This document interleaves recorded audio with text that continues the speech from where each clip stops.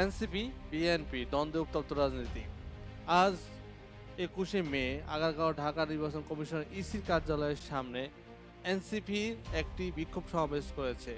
তাদের দাবি, বর্তমান নির্বাচন কমিশনের পক্ষপাত দুষ্ট এবং অবিলম্বে এর পুনর্গঠন প্রয়োজন। এছাড়াও তারা জাতীয় নির্বাচনের আগে স্থানীয় সরকার নির্বাচন অনুষ্ঠানের আহ্বান জানিয়েছে। এনসিপির প্রধান সমন্বয়কারী নাসির উদ্দিন পাটোয়ারি অভিযোগ করেছেন যে নির্বাচন কমিশন বিএনপির মুখপাত্র হিসেবে কাজ করেছে, যা একটি জাতীয় লজ্জা এবং সুষ্ঠু নির্বাচনের পথে বড় বাধা।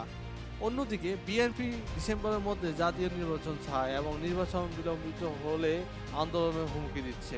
এই পরিস্থিতিতে এনসিপি ও বিএনপির মধ্যে রাজনৈতিক উত্তেজনা বৃদ্ধি পাচ্ছে এবং বিরোধী জোটের ঐক্য ফাটল ধরার আশঙ্কা দেখা দিয়েছে।